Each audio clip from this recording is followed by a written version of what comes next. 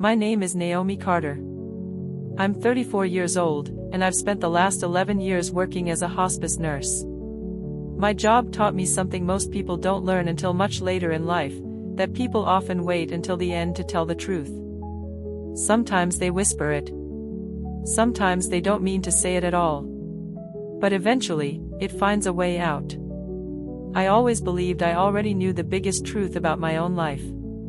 My parents had told me since I was old enough to ask why my baby pictures started later than everyone else's that I had been adopted. It wasn't a secret. It wasn't treated like a tragedy. It was simply a fact. Then, during my parents' 40th wedding anniversary party, the woman who had lived next door to them longer than I had been alive leaned toward me while everyone else laughed over dessert. She smiled politely and said, "You know, I always wondered why they kept telling people that story." I looked at her. "What story?" She blinked. "That you were adopted." She hesitated. "I thought you knew." Then someone called her name, and she walked away before I could ask another question. Everything after that happened because of those 9 words. And the truth I eventually uncovered wasn't about adoption at all. It was something much harder to live with. Before I tell you what happened, let me ask you something. If you've ever discovered that the people you trusted most were hiding something important, subscribe to the channel and let me know where you're watching from. Stories like mine remind us that families aren't always built on blood, or even on honesty. Now, it started long before that anniversary party. My parents, Harold and Denise Carter, had always been respected in our small Ohio town. My father retired after 35 years as a high school principal. My mother had spent most of her career as an elementary school librarian before retiring a few years later. People described them the same way every time. Steady. Kind. Dependable. I would have used those words too. They gave me a safe childhood. A quiet home. Dinner at 6 every evening. Birthdays with homemade cakes. Sunday afternoons working in the garden. Nothing about my upbringing suggested there were hidden chapters waiting to be uncovered. When I was 8, I asked my mother if she ever thought about my biological parents. She rinsed a coffee mug before answering. "Sometimes." "Were they nice?" "I'm sure they loved you in their own way." That was all she said. I remember watching the water circle the drain while she dried the same mug twice. At the time, it didn't seem strange. Now I remember every small pause. Every sentence that ended too quickly. Every subject that quietly disappeared. Working in hospice changed how I listened to people. You notice what isn't said. You notice the stories that stay unfinished. A daughter who never visits. A photograph turned face down. A wedding ring someone refuses to remove. People leave clues without realizing it. I suppose that's why the neighbor's comment unsettled me more than it probably would have years earlier. Her expression hadn't been playful. It hadn't sounded like gossip. She genuinely believed I already knew something. I tried convincing myself she had confused me with someone else. There were over 100 guests moving through my parents' backyard that evening. Old friends. Former co-workers. Neighbors. Church members. Maybe she had simply misspoken. I almost let it go. Almost. Then, about 20 minutes later, I noticed my father watching the woman from across the yard. Not smiling. Not waving. Just watching. The moment she looked in his direction, she lowered her eyes and quietly left the party without saying goodbye. My father stood perfectly still for several seconds before pretending nothing had happened. I've replayed that moment more times than I can count. Because I didn't know it then. But that silent exchange was the first real clue. And before the night was over, I would find something else that made it impossible to believe my adoption story was as simple as I'd been told. I didn't ask my parents about the neighbor's comment that night. Not because I was afraid of the answer. Because 40 years of marriage deserved one evening without interruption. At least, that's what I told myself. The party stretched well past sunset. Strings of white lights glowed above the backyard, paper lanterns swayed in the warm breeze, and someone had started playing old songs from my parents' college years. People lingered around folding tables, finishing slices of carrot cake and trading stories I'd heard dozens of times growing up. From where I stood near the patio, everything looked ordinary. That was the unsettling part. Life has a way of looking perfectly normal while something important quietly shifts beneath it. I helped my mother gather empty coffee cups before the guests began leaving. She smiled as she stacked paper plates. "You always notice what's left to clean up," she said. "Occupational hazard." She laughed softly. "You've always been like that." I almost asked her. Instead, I carried another tray into the kitchen. The coffee had gone cold hours earlier, but someone kept pouring fresh cups anyway. The sink was full of serving spoons and casserole dishes with handwritten labels taped underneath so they could find their way back to neighbors. Everything felt familiar. Comfortable. Too comfortable. When I finally hugged my parents goodbye, my father held my shoulder a second longer than usual. "Drive carefully," he said. "I will." He looked as though he wanted to continue. Instead, he nodded once and stepped back. I noticed things like that for a living. People often stopped themselves right before saying what mattered most. The next morning, I worked an early shift at the hospice center. Mrs. Alvarez wanted the blinds open because she liked watching birds gather near the feeder outside her window. Mr. Donnelly asked me to reread the same newspaper article he'd forgotten hearing the day before. Small routines. Predictable conversations. Normally they settled my mind. That morning they didn't. During my lunch break, I found myself replaying the previous evening. The neighbor. Her words. My father's expression. None of it fit together. I should have let it rest. Instead, I searched my contacts and found the anniversary guest list my mother had emailed weeks earlier while organizing RSVPs. The neighbor's name was listed there. Margaret Ellis. 72. Retired postal worker. Next-door neighbor for 43 years. Longer than my parents had been married. Longer than I had been alive. I wondered how many ordinary afternoons she'd watched us from her kitchen window. How many conversations she'd overheard while watering flowers. How many things neighbors quietly noticed but never mention. That evening, I called my younger brother. Ethan was 31, a civil engineer in Columbus. Practical. Patient. The kind of person who read instruction manuals before opening the box. He answered on the second ring. "Hey, sis. Recover from mom's party yet?" "Barely." We talked about the food, the weather, and how Dad had insisted on grilling even though everyone told him to hire a caterer. Then I asked, as casually as I could, "Have you ever questioned the adoption story?" There was a pause. "What do you mean?" "I don't know. Just wondered if anything ever seemed unusual." "No." His answer came quickly. "Why?" I stared out my apartment window at the rain beginning to fall. One of the neighbors made an odd comment. "What kind of comment?" She acted surprised that I believed I was adopted. Silence. Then Ethan laughed once. "Maybe she's getting confused. Maybe. You know Mom and Dad. If there were something else, they would have told us." Us. Not me. The word caught my attention. Because Ethan wasn't adopted. At least, as far as anyone had ever said. He changed the subject before I could ask anything else. Work deadlines. Traffic. Weekend plans. The conversation ended normally.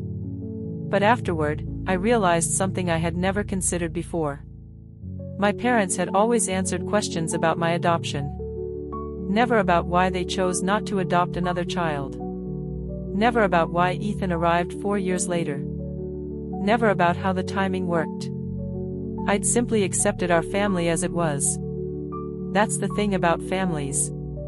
You don't notice the empty spaces in the story until someone points directly at them. 3 days later, my mother called. I found one of your serving bowls. The blue ceramic one? Yes. You can keep it until I come by. Oh, she said. Actually, your father and I were hoping to bring it over ourselves. There was nothing unusual about that. Except she sounded nervous. My parents had never insisted on returning a bowl in person. After we hung up, I stood in my kitchen looking at the calendar on the refrigerator. Saturday. They wanted to come Saturday afternoon. For a bowl that cost less than $20. I had the unmistakable feeling they wanted to talk about something. I just didn't know whether it would answer my questions. Or give me even more of them. Saturday arrived with the kind of steady rain that makes the whole neighborhood feel quieter than usual. I spent the morning catching up on laundry and organizing a stack of patient notes I had brought home to review. Hospice paperwork wasn't something I usually carried outside work, but I found comfort in putting things in order. Maybe that's why I kept straightening the same pile of mail on my kitchen table. Waiting has a way of making ordinary tasks feel important. At exactly 2 o'clock, my parents pulled into my driveway.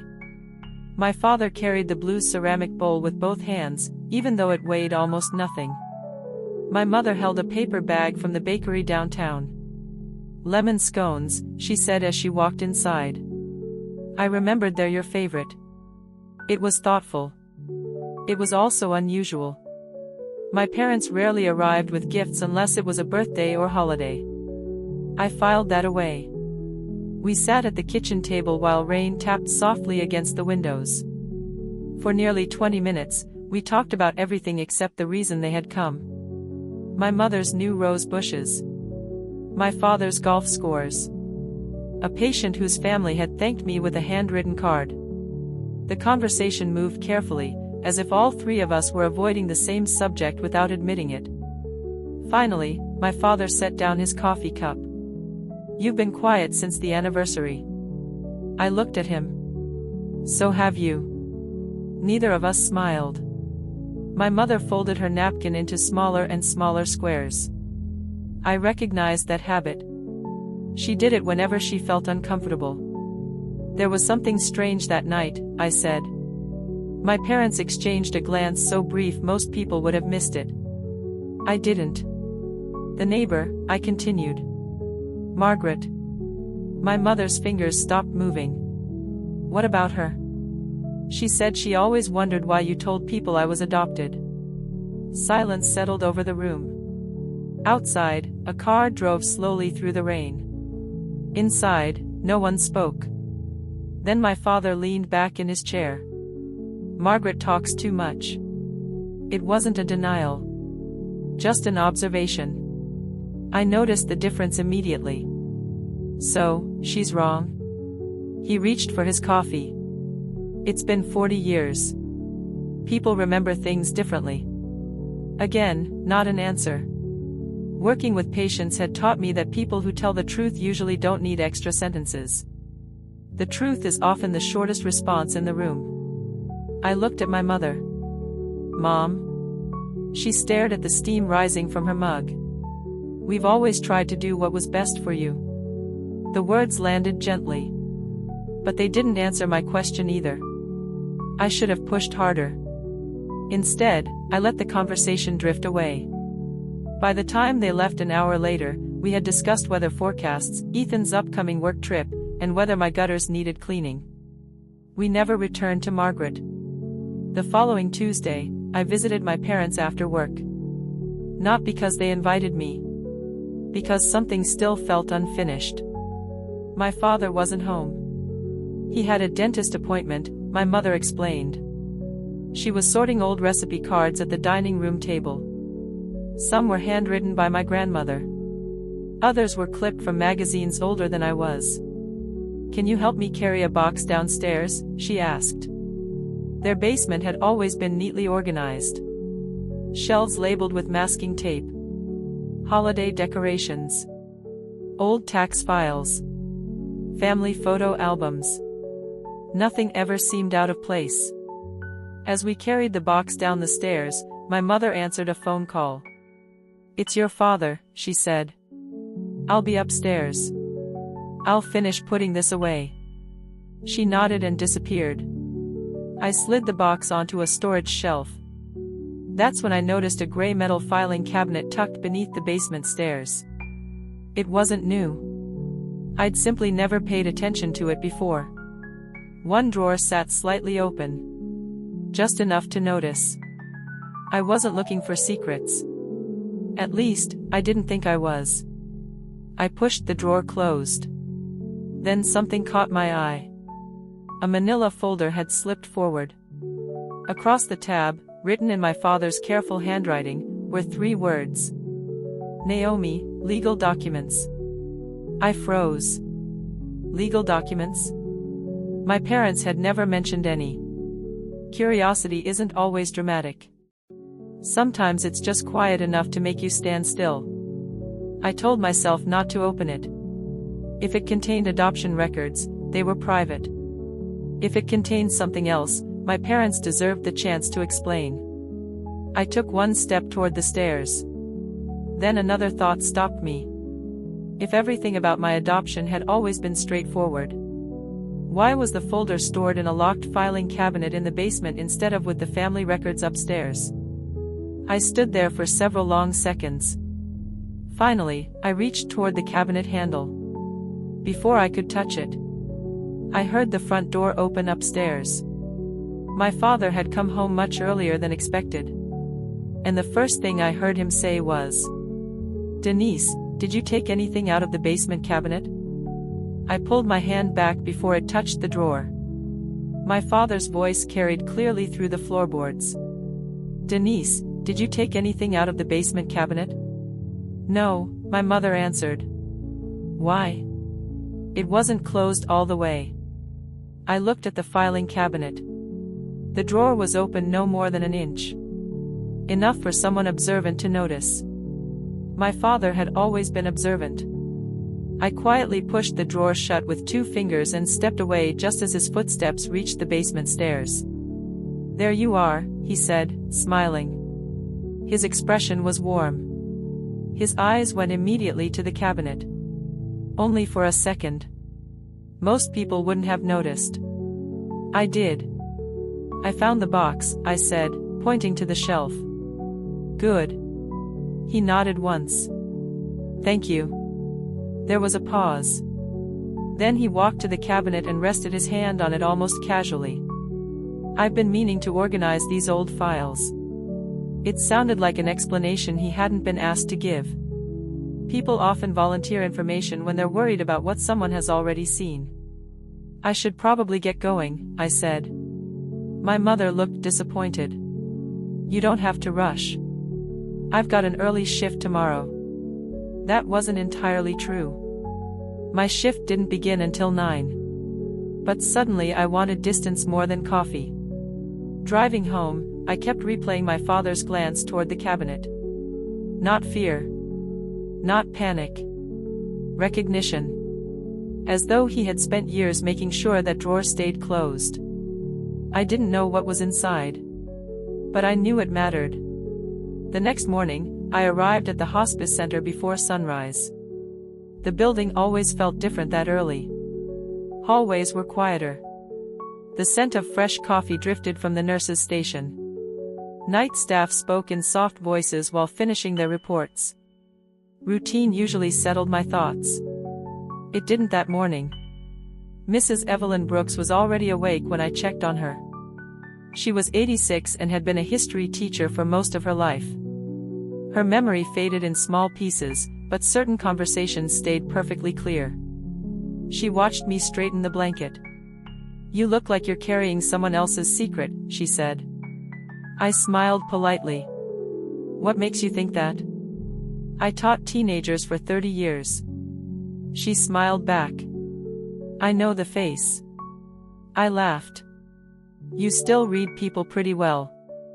You don't stop noticing just because you get old." Neither of us spoke for a while. Rain tapped softly against her window. Finally she said something I wrote down later in my notebook. The hardest lies aren't the ones people tell. They're the ones families agree not to question. I didn't respond. I simply adjusted her pillow. But those words stayed with me for the rest of the day. That Friday evening, my parents hosted a small family dinner. Nothing formal. Just the four of us. My parents. Ethan. Me. It was something we still did every few months. Roast chicken. Mashed potatoes. My mother's green beans. The same blue serving bowl sat in the middle of the table. Funny how ordinary objects begin to carry different meanings. Dinner started normally. Ethan talked about a bridge project. Dad complained about rising property taxes. Mom reminded everyone to take leftovers home. I watched them more than I listened. Small habits. Quick glances. Who interrupted whom? Who finished whose sentences? Years in hospice had taught me that family dynamics often spoke louder than words. Halfway through dinner, Ethan looked at my father. "Did you ever finish cleaning out Grandpa's storage unit?" My father nodded. "Mostly. You find anything interesting?" "Just paperwork." He reached for his water. "Old deeds. Insurance files. Nothing exciting." My mother looked down at her plate. She hadn't taken a bite in several minutes. Then Ethan asked a question that changed the evening. "What happened to Grandma's letters?" Silence. Not awkward silence. Prepared silence. As though everyone except me already understood the topic shouldn't continue. "What letters?" I asked. My father answered without looking at me. "Your grandmother wrote constantly. Letters. Recipes. Christmas cards. Most of them were thrown away after she passed." Something about that answer felt rehearsed. Before anyone spoke again, the doorbell rang. My mother stood. "I'll get it." A minute later she returned with a large padded envelope. "No return address," she said. It was sitting on the porch. She handed it to my father. He looked confused. Then he read the handwritten label. The color drained from his face. For the first time in my life, I saw my father genuinely lose his composure. He didn't open the envelope. He simply stared at it. My mother whispered, "Harold." He stood so quickly his chair scraped across the hardwood floor. "We'll talk later." Then he carried the unopened envelope into his home office and quietly locked the door. No one finished dinner. And I couldn't stop wondering one thing. Who had sent an envelope that frightened my father more than any question I had asked? No one mentioned the envelope again that evening. My father stayed in his office for nearly 40 minutes. The rest of us remained in the dining room, pretending to clear plates that were already clean enough to put away. My mother wrapped leftover chicken in foil she kept smoothing with the palm of her hand. Ethan rinsed glasses that didn't need rinsing.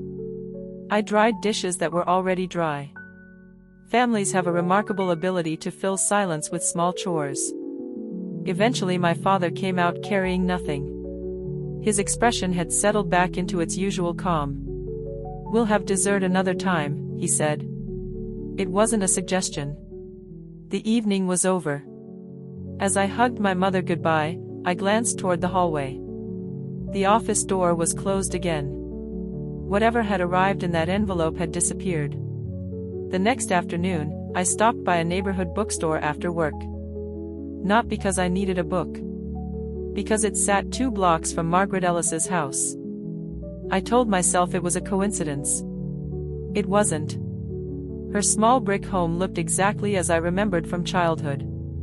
The white porch swing still faced the street. Flower pots lined the steps, though the summer heat had left most of the petunias struggling. I sat in my car for almost 5 minutes before walking to the front door. Margaret answered after the second knock. She looked surprised. "Naomi. I hope I'm not interrupting." She studied my face for a moment. "No." She stepped aside. I had a feeling you might come. Her living room smelled faintly of lavender and old books. Family photographs covered one wall. Graduations. Weddings. Children I didn't recognize. She offered me tea. I accepted. Neither of us hurried the conversation. Older people rarely do. Finally I asked, "What did you mean at the anniversary party?" She sighed before answering. "I shouldn't have said anything. But you did." "Yes." She folded both hands around her teacup. "For years, I assumed you'd been told." "Told what?" She looked toward the window instead of at me. "I don't actually know the whole story." That wasn't the answer I expected. "But you know something." "I know pieces." "Then tell me the pieces." She nodded slowly. "When your parents moved in next door, your mother was already expecting." I stared at her. "No. They adopted me." "That's what everyone says now." She shook her head gently. "I'm telling you what I remember. My mother was pregnant." "Very." The room suddenly felt smaller. "I saw her every morning." Margaret smiled faintly, remembering. She complained about swollen ankles. I couldn't speak. "Are you certain?" "As certain as someone can be after 35 years. I felt my heartbeat in my ears. "Then why would they tell me I was adopted?" "I don't know." She looked genuinely saddened. "But I remember one other thing." "What?" "The day they brought you home." I leaned forward. There was an ambulance parked outside. "An ambulance?" "Yes. I assumed your mother had delivered early." She paused. "But afterward." "What?" "I never saw a newborn in the house." I frowned. "What do you mean?" "For almost 2 weeks." She searched her memory carefully. "Friends visited. Meals were delivered. But whenever anyone asked about the baby, they said you were resting." I said nothing. They wouldn't let visitors upstairs. Hospice had taught me how memory worked. People often forgot dates. They forgot names. But unusual moments stayed vivid. This sounded like one of those moments. Margaret stood and walked toward a wooden cabinet. "I've wondered for years whether I should throw these away." She opened a drawer and removed an old photo album. The plastic pages had yellowed with age. She turned carefully until she found the photograph she wanted. "There." She handed it to me. The picture showed my parents standing in their front yard. My father looked younger. My mother wore a loose floral dress. One hand rested beneath her chest. The other supported her lower back. Even without medical training. Even without anyone telling me. I knew exactly what I was looking at. She looked heavily pregnant. I turned the photograph over. On the back, written in blue ink, were the words, "Denise, June 1989. 1 month before the baby." The baby. Not the adoption. Not bringing Naomi home. Just the baby. I stared at the handwriting until the letters blurred. "I made copies years ago," Margaret said quietly. "You can keep this one."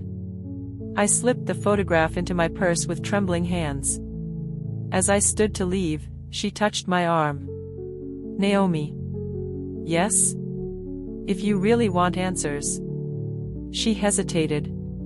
"Don't start with your parents." "Then where?" "Start with someone who had to write everything down." I frowned. "Who?" She looked directly into my eyes. "The lawyer who handled your grandparents' estate." Then she gave me a name I had never heard before. Richard Holloway. And somehow, she already knew he still had the files. I drove home with the photograph resting on the passenger seat. I kept glancing at it whenever I stopped at a traffic light. Not because I doubted what I had seen. Because I was trying to make it fit with everything I had believed for 34 years. It wouldn't. By the time I reached my apartment, the rain had started again. I placed the photograph on my kitchen table beside my unopened mail and stared at it while the coffee maker finished brewing. My mother looked unmistakably pregnant. Not simply wearing a loose dress. Not standing at an odd angle. Pregnant. As a nurse, I had seen enough expectant mothers to recognize the posture without thinking. One hand supporting the weight of her abdomen. Her back slightly arched. The careful stance of someone in the final weeks before delivery. I sat there until my coffee turned cold. That had become a habit lately. The following Monday, I took a personal day from work. I rarely did that. My patients depended on consistency. But I couldn't focus on medication charts while questions kept interrupting every thought. Richard Holloway's law office occupied the second floor of a red brick building downtown. The brass sign near the entrance looked older than I was. Holloway and Pierce, attorneys at law. Inside, the waiting room smelled faintly of polished wood and old paper. The receptionist greeted me with a practiced smile. "Do you have an appointment?" "No. I'm hoping to speak with Mr. Holloway." She typed something into her computer. "I'm sorry. Mr. Holloway retired almost 8 years ago." My heart sank. "Is anyone else here who worked with him?" She thought for a moment. "His former legal assistant still comes in 2 mornings a week to help organize archived files." "When?" She checked the schedule. "Tomorrow." I thanked her and started toward the door. "Miss?" I turned. "What's your name?" "Naomi Carter." She looked thoughtful. "I'll leave her a note." The next morning I returned. The legal assistant introduced herself as Elaine Foster, 68 years old, with silver hair pulled into a neat bun and reading glasses hanging from a chain around her neck. She had spent nearly 40 years organizing legal records. I could tell within minutes. Everything on her desk sat perfectly aligned. Every folder carried handwritten labels in identical blue ink. "What can I help you with?" she asked. I explained as much as I could without accusing anyone of anything. My grandparents were William and Eleanor Carter. I believe Mr. Holloway handled their estate. She nodded slowly. "He did. I'm trying to understand some family history." She folded her hands. "I'm afraid client files are confidential." "I understand. I'm not asking for anything improper. I just want to know whether there were documents involving me." She studied me quietly. Then she asked a question I wasn't expecting. "Did your father send you?" "No." A longer silence followed. Finally she stood. "Wait here." She disappeared into a records room. When she returned almost 10 minutes later, she carried nothing. But her expression had changed. "I can't show you the files." "I know. But I can tell you something that's already part of the public probate record." I leaned forward. "When your grandmother died, she left handwritten instructions." "What kind of instructions?" "Instructions that one sealed envelope was not to be opened until..." Elaine stopped. "Until what?" "Until you reached the age of 30. I stared at her. "What?" She nodded. The envelope was listed in the estate inventory. My father never mentioned it.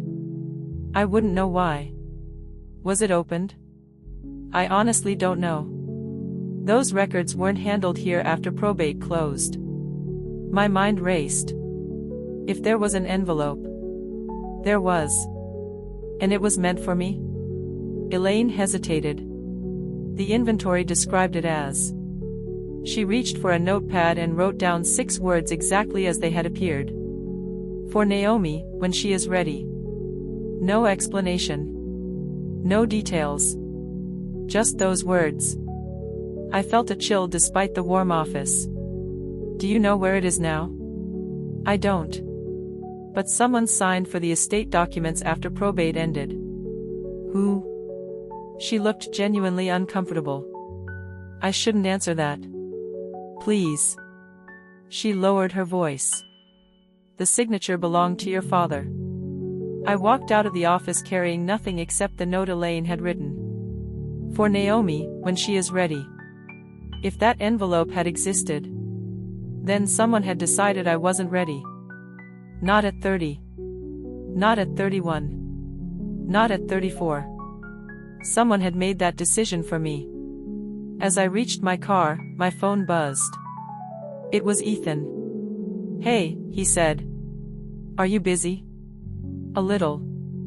I was cleaning out the garage this morning. Okay. I found something with your name on it. My grip tightened around the phone. What kind of something? I don't know. It was inside one of Dad's old storage boxes. He paused. It's an unopened envelope. I closed my eyes. What does it say? His voice became almost a whisper. It says, to be given to Naomi only if Denise never tells her the truth. I didn't answer Ethan for several seconds. The sounds of the parking lot faded into the background. A car door slammed somewhere nearby. Someone laughed as they crossed the sidewalk. Ordinary noises continued as though my life had not just divided itself into before and after. Ethan, I said finally, don't open it. I wasn't planning to. Where are you? At Mom and Dad's. My stomach tightened. They know you found it? I don't think so. He sounded uncertain. I was cleaning the garage because Dad asked me to help organize some old shelves. The box was behind a stack of paint cans. Does the envelope look old? Very. Is anyone else with you? They're out picking up groceries. I looked at the note Elaine had written. For Naomi, when she is ready. Then I thought about the words Ethan had just read. Only if Denise never tells her the truth. 2 different envelopes. Both connected to me. Both apparently hidden. I'll be there in 40 minutes, I said. Don't move it. I won't. When I arrived, Ethan was waiting in the garage. The cardboard box sat open on the workbench between us. Inside were instruction manuals for appliances my parents no longer owned, old tax receipts, Christmas decorations, and a faded brown envelope. My name was written across the front. The handwriting wasn't my father's. It was smaller. More careful. In the lower right corner, someone had written a date. August 3, 1989. 3 weeks after my birthday. Ethan looked at me. I haven't touched it. I picked it up gently. The paper felt brittle around the edges. Whoever had sealed it had expected it to remain closed for a long time. Neither of us spoke. Finally, Ethan asked the question that had been hanging between us for days. Naomi. Yeah? Do you actually think Mom gave birth to you? I looked at the envelope instead of answering. I don't know what I think anymore. He nodded slowly. I've been thinking about something too. What? When we were kids. He leaned against the workbench. Did you ever notice Grandma treated you differently? I searched my memory. Sunday dinners. Christmas mornings. Summer picnics. I thought she was just closer to me. So did I. He looked toward the driveway to make sure our parents hadn't returned. But remember how she'd always say you had her eyes? I did remember. At family gatherings, my grandmother would smile at me and say, "Those Carter eyes skipped a generation." Everyone laughed. I laughed too. Because adopted children sometimes resemble their adoptive families by coincidence. Or so I had assumed. I never questioned it, Ethan admitted. Neither did I. He reached into the box again.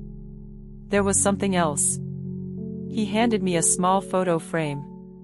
The picture inside showed our grandparents standing beside a hospital bed. A young woman lay beneath the blankets. Only part of her face was visible. The image had faded over the years. Who's that? I asked. I don't know. I turned the frame over. Nothing. No date. No names. Then I noticed something tucked behind the cardboard backing. A folded slip of paper. I carefully removed it. It wasn't a letter. Just one sentence written in blue ink. Keep this with the birth records. Birth records. Not adoption papers. Birth records. I felt a wave of dizziness. None of this proved anything. Not yet. But every new clue pointed in the same direction. We were still standing in the garage when a car pulled into the driveway. My parents. Ethan quietly slid the box back onto the shelf. I slipped the envelope into my purse before the garage door opened. My father walked in carrying grocery bags. "Well," he said with a smile, "looks like you two have been productive." His eyes moved across the shelves. Then to the open box. Then to my purse. Only for an instant. But it was enough. He knew something had changed. My mother set a bag on the counter. "You both look serious." "We've just been talking," Ethan answered. Dad nodded. "Good." He picked up the box and carried it toward the back of the garage. As he passed us, a single folded document slipped from beneath the lid and landed on the floor. He didn't notice. I did. So did Ethan. My father disappeared through the side door into the house. Without a word, Ethan bent down and picked up the paper. His face changed immediately. "What is it?"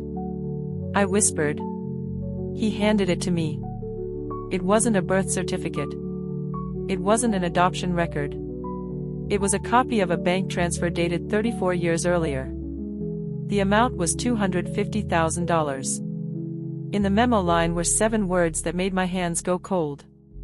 Settlement agreement, Carter family maternity claim. For the first time, I realized this wasn't only a family secret.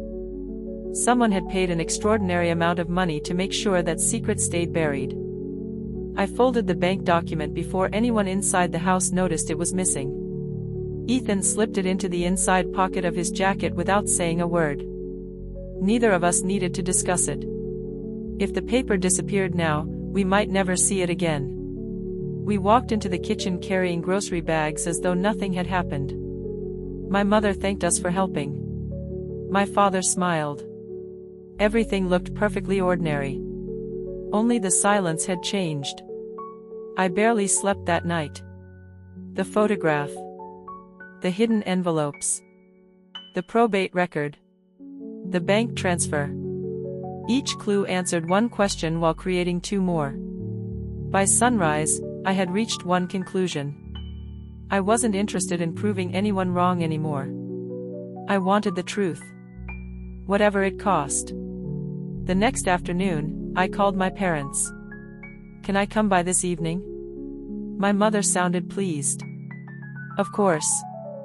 When I arrived, my father was sitting on the back porch with 2 cups of coffee. He had already poured one for me. "I thought you might stop by." His voice was calm. Almost relieved. I sat across from him. For a few moments we listened to the wind moving through the maple trees. Finally I placed 3 items on the small patio table. The photograph Margaret had given me. Elaine's handwritten note. A photocopy of the bank transfer Ethan had made that morning. My father looked at each item without touching them. Then he closed his eyes. "So," he said quietly. "You found them." It wasn't a question. "No," I answered. "They found me." He nodded once. "I suppose they always would." My mother stepped onto the porch carrying a plate of cookies. She stopped the moment she saw the papers. The color drained from her face. She slowly set the plate down. No one reached for a cookie. I spoke first. "I don't want guesses. I don't want half-truths. I don't want another story that's meant to protect me." I looked at both of them. "I want the truth." My mother sat beside my father. Her hands trembled slightly. For the first time in my life, I saw fear in both of them. Not fear of being caught. Fear of losing me. Several long seconds passed. Then my father reached for the photograph. I took this. He smiled sadly. Your mother hated being photographed while she was pregnant. The word landed softly. Pregnant. He had said it without hesitation. Without correcting himself. Without explaining. I looked at my mother. You were pregnant. She nodded. Yes. The answer was so simple it almost hurt. No adoption? She shook her head. No. 34 years. One word erased 34 years. I didn't interrupt. She deserved the chance to continue. Tears filled her eyes, but her voice remained steady. You are my biological daughter. The world didn't stop. The birds kept singing. A lawn-mower started somewhere down the street. Ordinary life continued while everything I believed about my own life quietly disappeared. I took a slow breath. Then why? Neither of them answered immediately. My father reached into the pocket of his sweater. He removed an old brass key. I think, he said. It's finally time. He stood and walked inside. A moment later he returned carrying the same gray metal box I had seen beneath the basement stairs. He placed it on the patio table. This is everything. Letters. Medical records. Legal papers. Photographs. Receipts. Even the unopened envelope from my grandmother's estate. My father slid the box toward me. We've kept this locked for 34 years. I looked at him. Because you were hiding the truth? He shook his head. No. Because someone else was. I frowned. What does that mean? My mother reached across the table and gently covered my hand with hers. It wasn't us who lied first. It was the hospital. Neither Ethan nor I had expected those words. The hospital? She nodded. The day you were born. Her voice broke for the first time. Another family claimed you.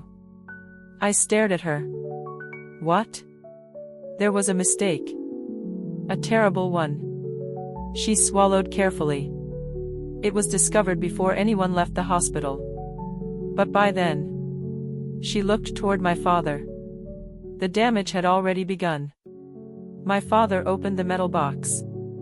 On top of the stack lay a yellowing hospital incident report. Across the first page, stamped in red ink, were the words, "Confidential, infant identification error."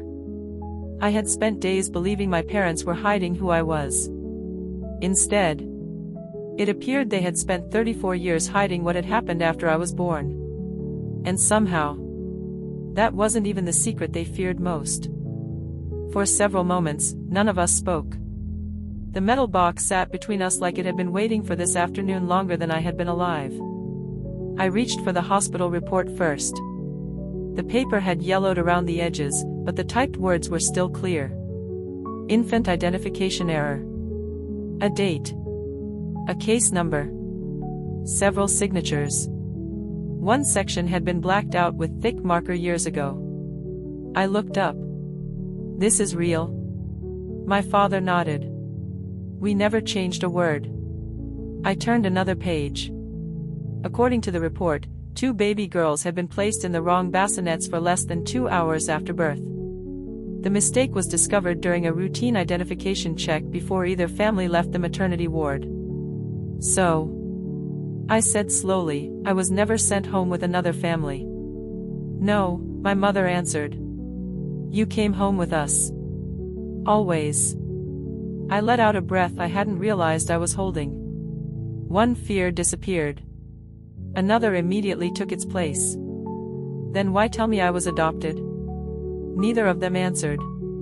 Instead, my father removed the unopened envelope Ethan had found in the garage. This was written by someone else. He handed it to me. The handwriting belongs to your grandmother. The seal had already been broken.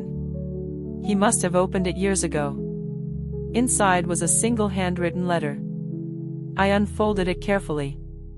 The first line read, "If Naomi is reading this, then the promise we made has finally come to an end."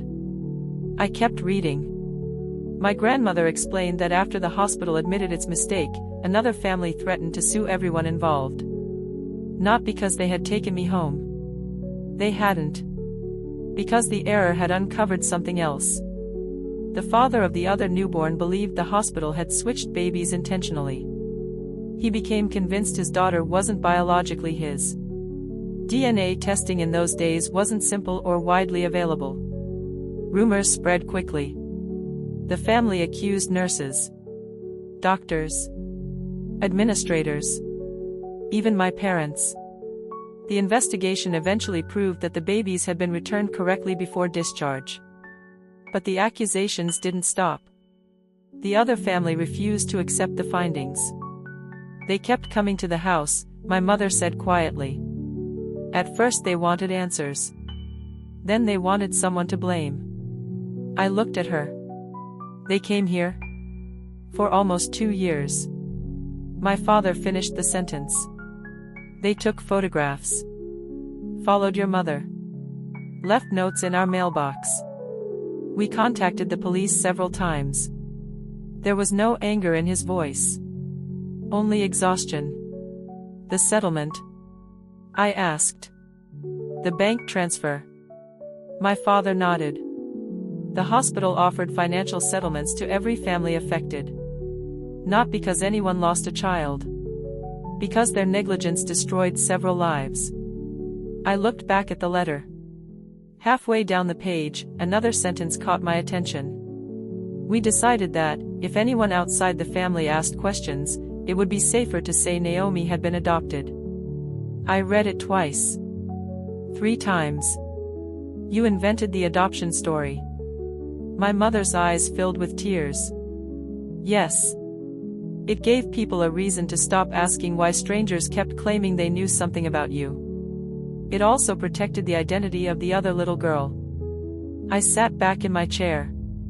The explanation was painfully ordinary. No inheritance conspiracy. No stolen identity. No secret biological parents.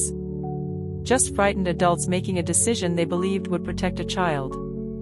I should have told you when you turned 18, my mother whispered. Then 21. Then 30. But every year it became harder.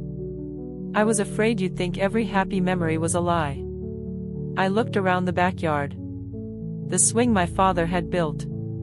The maple tree I had climbed. The flower beds my mother still cared for. None of those memories had changed. Only the story surrounding them had. Just then, Ethan walked out onto the patio. I spoke with Elaine, he said. We all looked at him. She found one last document.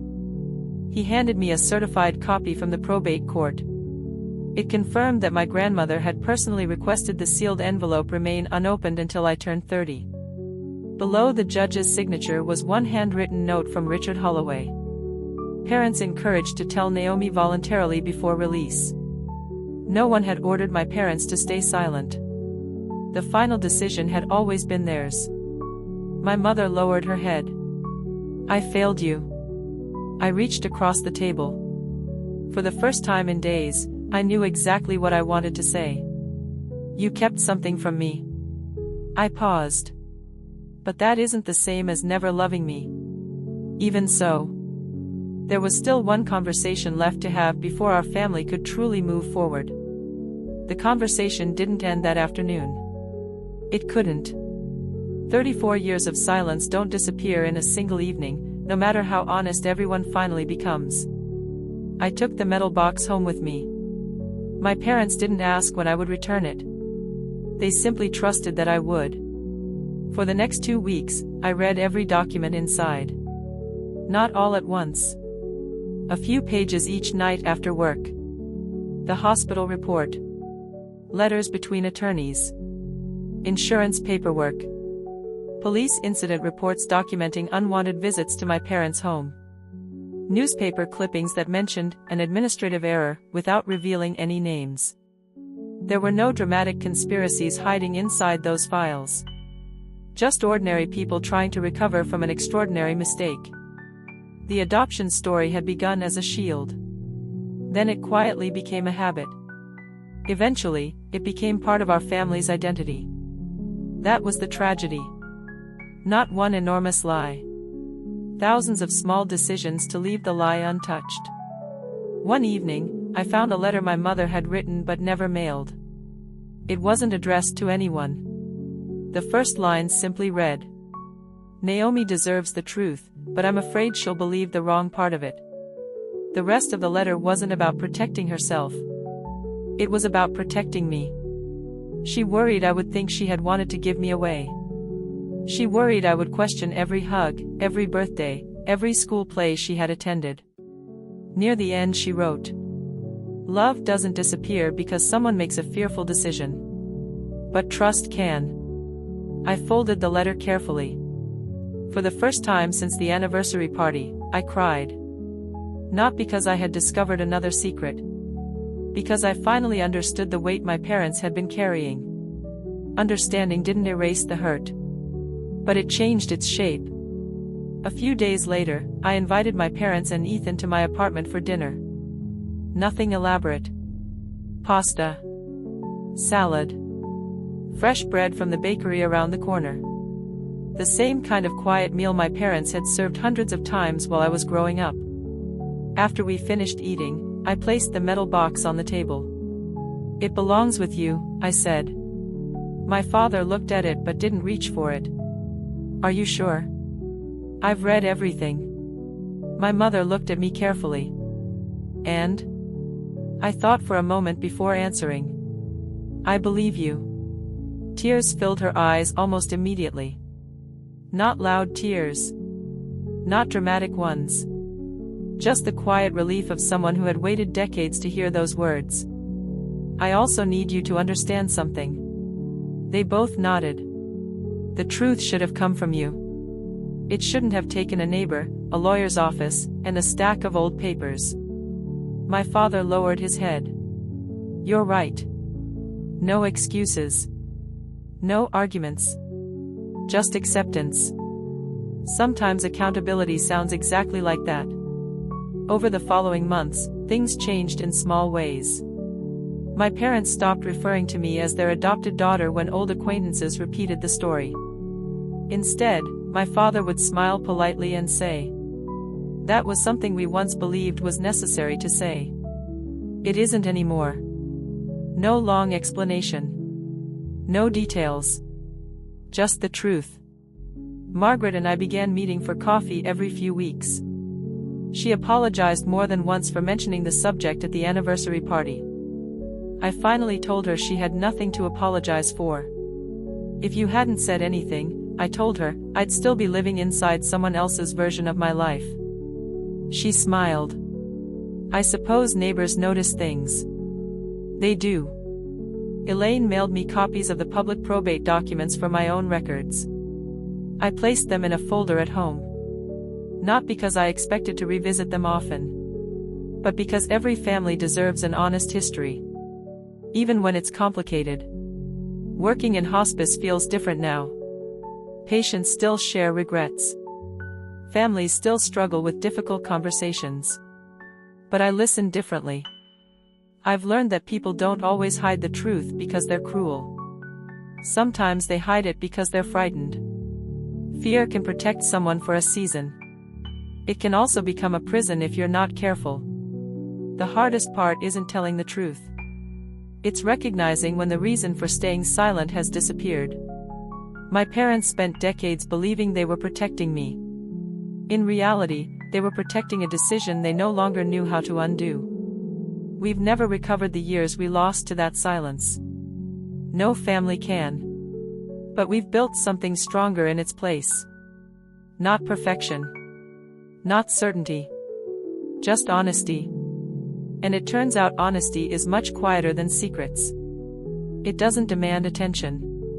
It simply lets people breathe again. When I think back to that anniversary party, I don't remember the cake or the music first. I remember an elderly neighbor speaking one unexpected sentence. 9 words that opened a door no one else was willing to unlock. That's the thing about families. Sometimes love is what holds them together. Sometimes truth is what finally lets them heal.